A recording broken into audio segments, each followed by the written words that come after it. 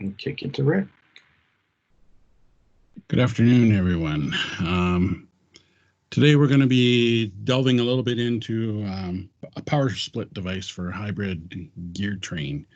While the one that we use is primarily from a Prius, was the design idea for it. This same device is used in several hybrid systems where we have a series parallel system. So we're going to go into some details about it. I guess just one thing I wanted to mention before we get started is I guess a couple times this morning we've had issues where Teams just stopped on us. So hopefully that doesn't happen during this session. So we'll get going with that. Okay, so I'm going to get to my share.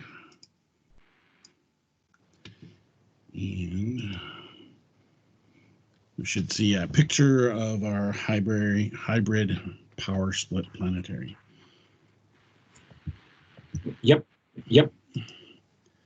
So going forward with this, wanted to start with just basic planetary gear set stuff before we got too far into this.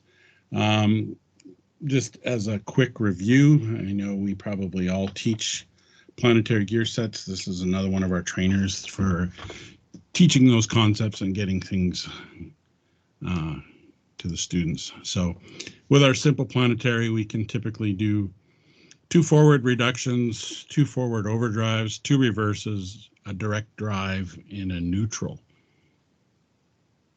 And how we get to those things. So if we talk first direct drive and neutral, if we drive any 2 elements of the planetary gear set simultaneously, we're going to get that direct drive or 1-to-1 because everything has to turn as a unit. If we provide no reaction or have no held member in here, we can end up with a neutral, meaning that it doesn't matter what your input is, the other gears will just spin with no output.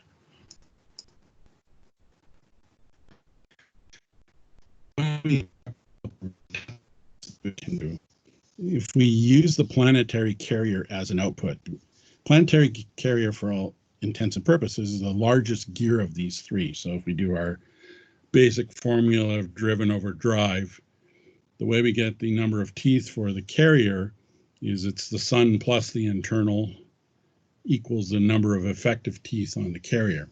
So in that case there, if the sun gear is an input and we hold the ring gear, our output will be the carrier and it will give us our greatest amount of reduction. The next reduction is when we use the internal gear as the input and the carrier as the output. And then we hold the sun gear. So now the gears of the carrier have to walk around the held sun gear, and that gives us our second reduction or the lesser reduction of the 2. When we go into overdrives, well, if the carrier is the largest gear, it would make sense that if we use it as our input, that it is only going to be able to overdrive the other 2 gears. So if we use the carrier as input, sun as output, hold the ring gear, we're going to have our greatest amount of overdrive. We've got the biggest gear driving the smallest gear. If we get into planet carrier as an input and the ring gear as an output, and then we're going to still be in an overdrive, but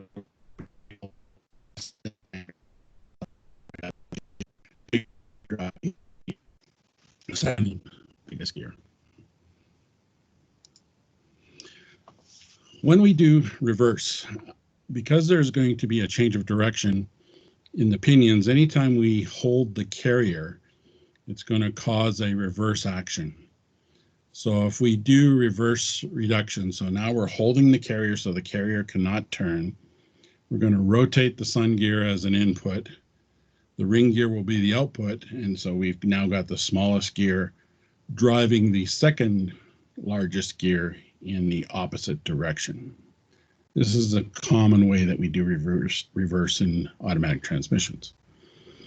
If we go into the next one, which is really a reverse overdrive, not so common in transmissions, but used in other places. So now we're still holding the carrier. We're going to input the ring gear. Sun gear is the output. And again, we've got a large gear driving a small gear, so we're going to end up in overdrive.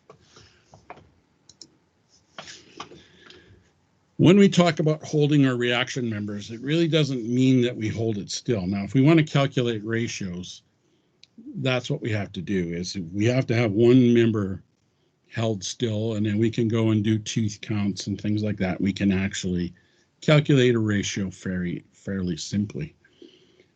In this system, we're going to find that even though there are items named as reaction members, they are not necessarily going to be held stationary.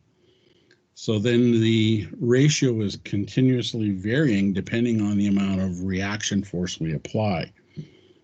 There is ways to calculate ratios, but it involves a lot of math, and I looked at it and quickly found something else to do.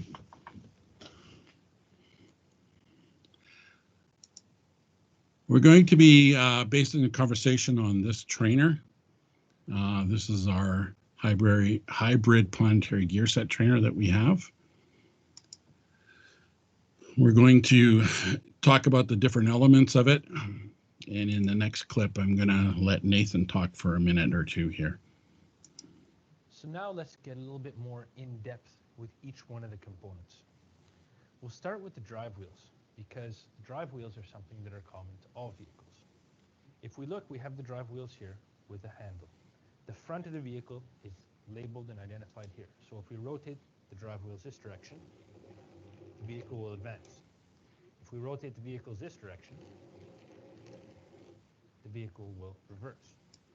Now you'll notice right away that no matter what I do, when I rotate the wheels, everything else rotates as well. This is because on a series parallel hybrid system, we have the drive wheels, which are continuously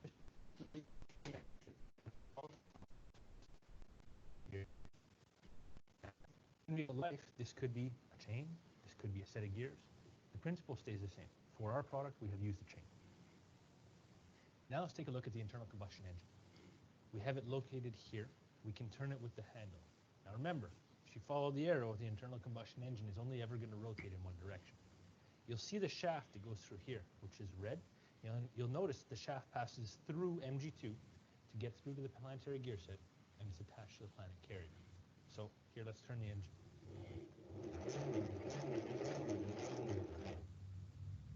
Here we have the motor generator number 1, which we've called MG1. We can turn it using the handle here, and it is represented here with the color green. Now you'll notice this continues through on the same shaft to the green gear at the center of the planetary gear set, which is the sun gear. Last but not least, we have MG2. Now you'll notice MG2 is directly connected to the planetary gear set. It is, in fact, connected to the internal or ring gear. But you'll notice that's also connected to the wheels. So anytime the wheels are turning, MG2 is turning. And anytime MG2 is turning, the wheels are turning. Now you'll notice that MG2 is around the shaft for the internal combustion engine. So if we put a handle here, it would be very unwieldy. What we did for demonstration purposes is we put a drive chain off to the side with a handle here. So this allows us to turn MG2 independently of the internal combustion engine. Now that we've looked at each of the components individually, let's bring it all together in the planetary gear set, where the magic really happens. Now, we have 3 main components in the planetary gear set. We have the sun gear at the center, which is green, which is connected to our MG1. We have the planet carrier, which is red, which is connected to our internal combustion engine. And then we have the blue internal or ring gear, which is connected to both our drive wheels and to MG2. Now, each one of these 3 components can be an input, a reactionary member, or an output, depending on the drive mode that we're using.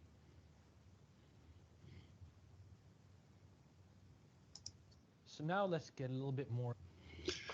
So here's a schematical representation of those components, where we have the internal combustion engine, or often referred to as ICE in hybrid systems. We've got motor generator 2, which, as we saw in the video, is directly connected to the drive wheels. We've got motor generator 1, which is a standalone unit, and quite often referred to as the starter or generator of this system. And you can see that the shaft coming from the pinion carrier and the pinion gears actually goes and connects directly to the crankshaft of the ICE as it passes through MG2.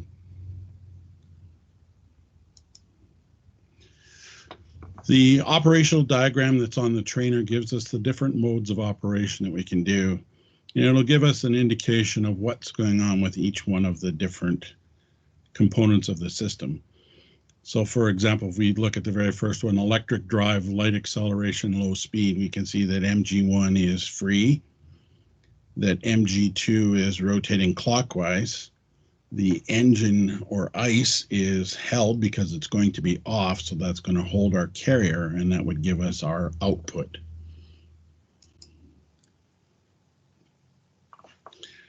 This chart represents the relative movement of all of the components. So if we talk about MG2, the blue line, you can see that MG2 pretty much travels in a straight line across the chart.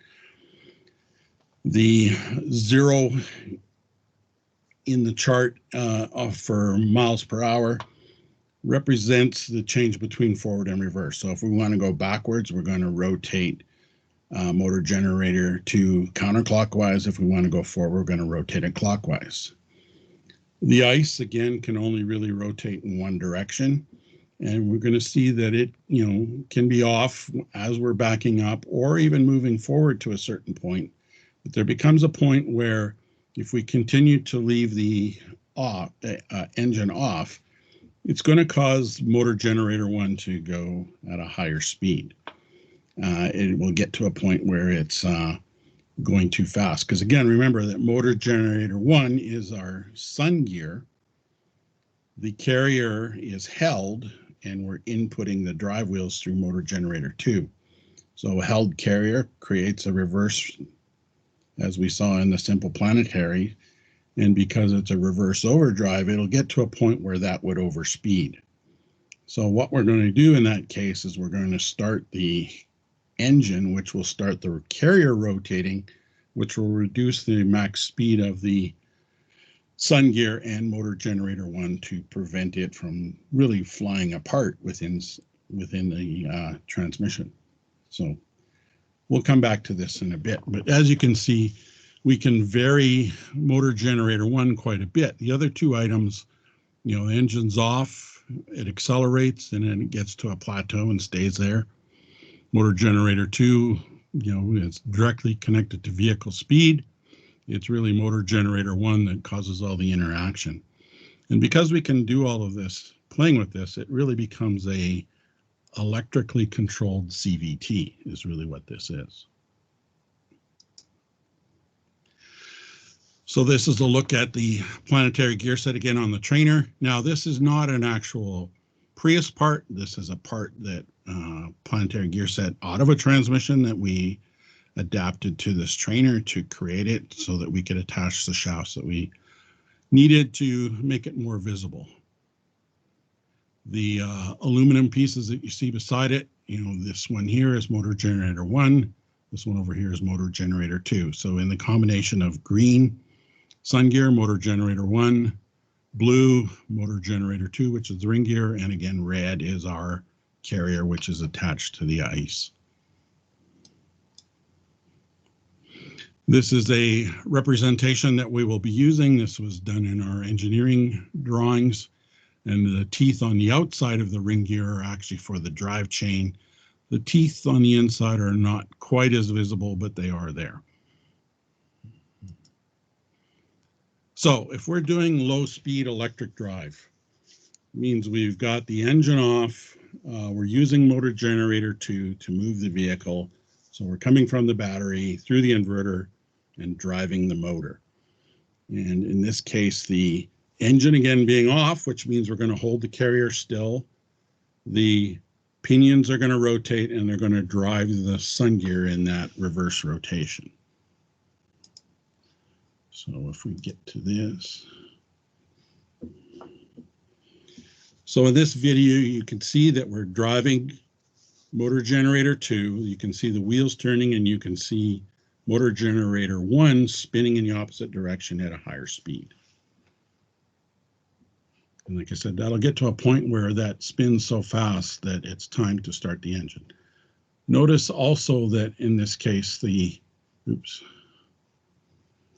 that we're holding the ice from turning. So even though the handle's rocking a little bit, we're not allowing the carrier to turn.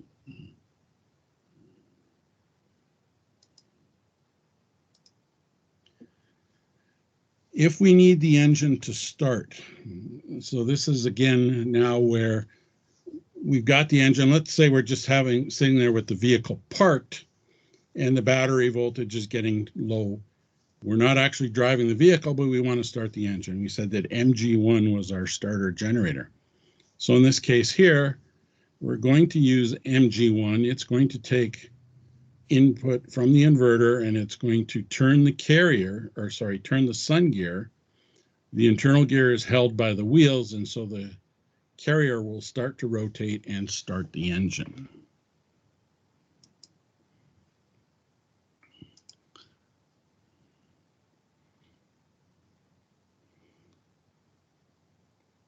So in this case here, you can see now that we're rotating MG1, the handle at the bottom of the screen, wheels are held, and you can see the ice starting to rotate.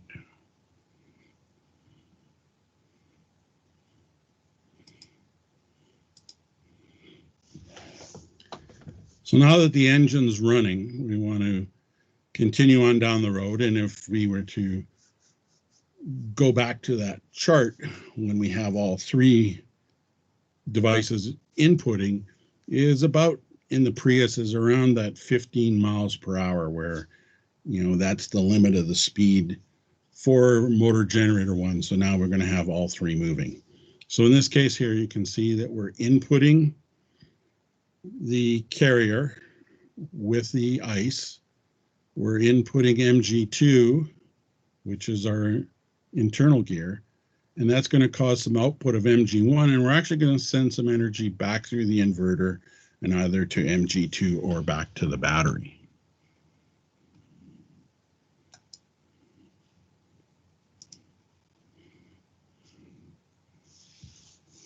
So in this case here, you can now see MG2 and ice both being rotated. Wheels are moving forward, and you can see that MG1 is following along.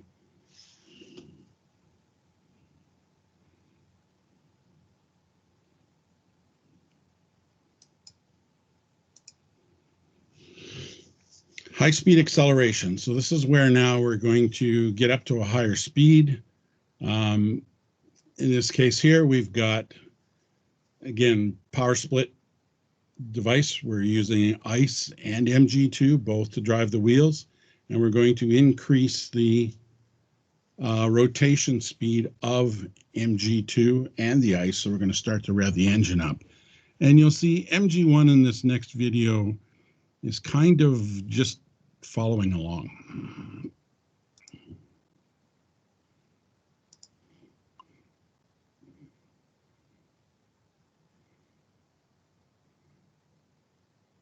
So you can see the relative motion of it is very minimal. And we could actually go on there and grab the handle and start turning it clockwise as well, and even increase the speed further.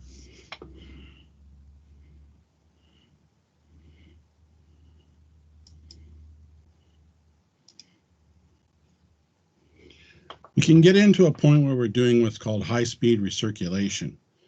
This is where we're kind of in a coast mode. This mode isn't used very often, but it is a mode where we're driving down the road and we can actually use some recirculation of the current created and actually put all three into the power split device to get this thing going into a different mode where we're charging battery as well.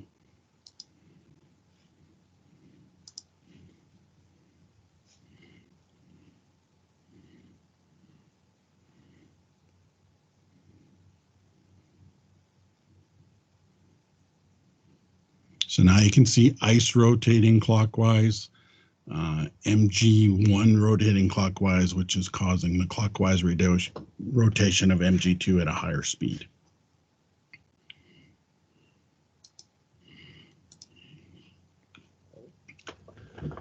One of the other big benefits of a hybrid vehicle is that we can get into regenerative braking, which means we can use the normal forces that would happen in D-cell, where we now apply those to the electric motor and charge the battery.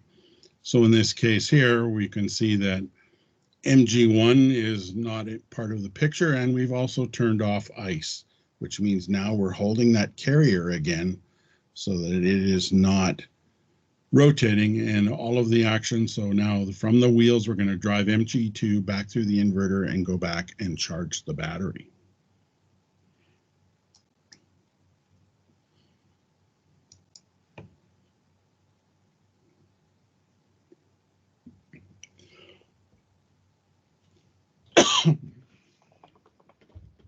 So again, you can see now we're driving the wheels with the handle on the wheels. We're holding the ICE. We can see motor generator 1 spinning, but we also see motor generator 2 spinning, and that's where we get that brake regen. And the electric resistance that would be created by making the MG2 a generator is actually what gives the braking force. And if you've ever driven one of these, especially the Prius, you'll find that they don't coast for very far before they actually slow right down.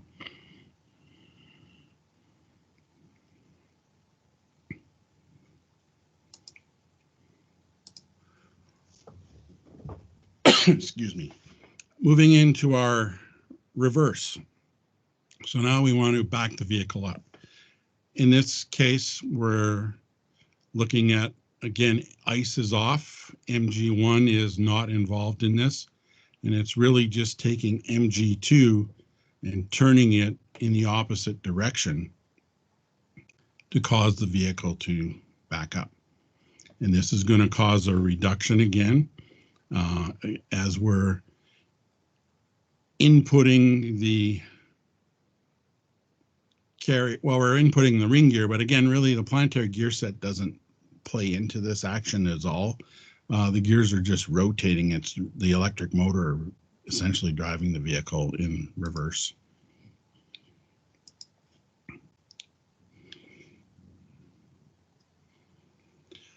So you can see now MG2 being rotated in a reverse. You can see the tires going the opposite direction. ICE is held and MG1 is rotating.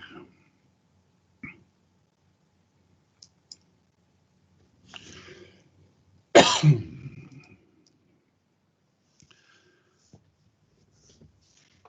want to go back to, sorry. So now this chart for a minute. So as we went through all the different modes, you could see that really it's MG1 that really does a lot of the work that goes and determines what action is going to be happening. We see the crossover point right at 0 miles per hour where ICE is off and MG1 and MG2 actually switch directions because the carrier being held, that the ring gear and the sun gear have to turn in opposite directions.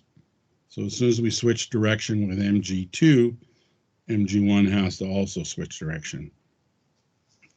We get to a point where, like I said, MG1 is going to hit a speed that is not sustainable for it. So that is the point where we actually provide a little bit of resistance. So if we were driving down the road, all we would do is provide a little bit of electrical resistance to MG1 at this point, and would actually cause the carrier to start to rotate, and that's actually what starts the engine.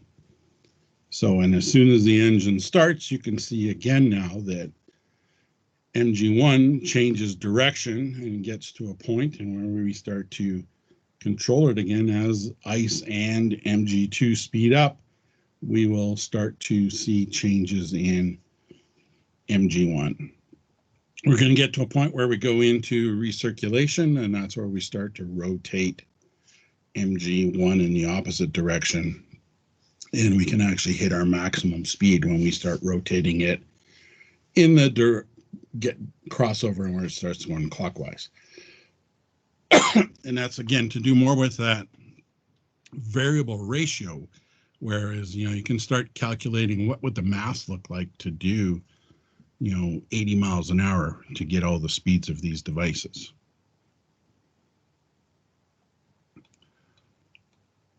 So moving to our last couple slides here. So this is another one of our traders. This is the EC140H, and it's actually a cutaway Gen 3 Prius, which has another Planetary built into it.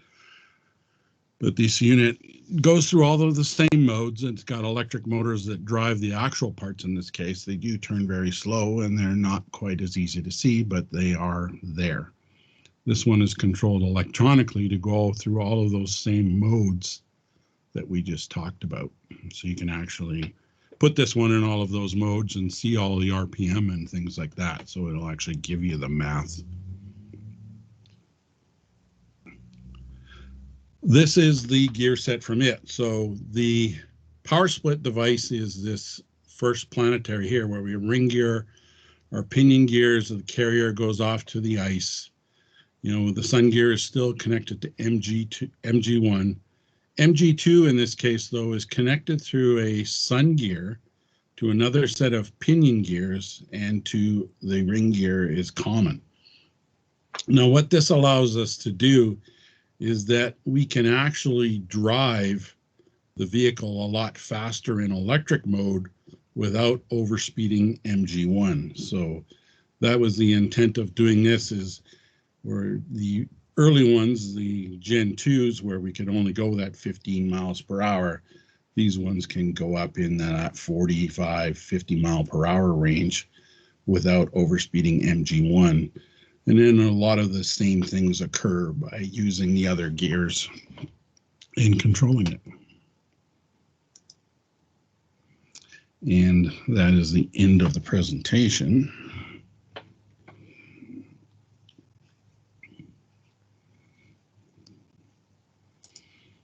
So I believe Jeff has a form that he put out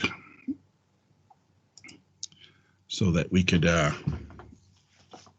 capture data. I guess now we're officially done the presentation, and there's time to have any questions or chat or anything that you may want to ask.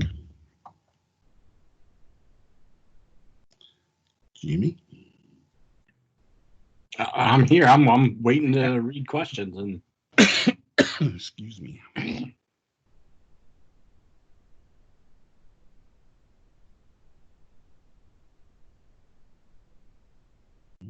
Well, we got the silent crowd. yeah, I guess.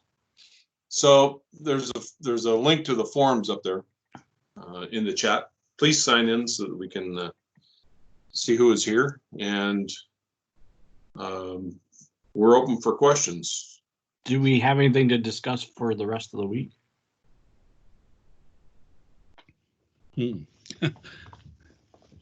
Said since we've gone back to work, we're kind of in a scramble mode trying to figure out exactly what we're doing. So I know people would like a little more notification of what we're planning, but that's one of our sessions that we're doing right after this. So. Yeah, we are working on it. We will be here again tomorrow. Mm-hmm. All right, well, I'm going to stop the. Okay.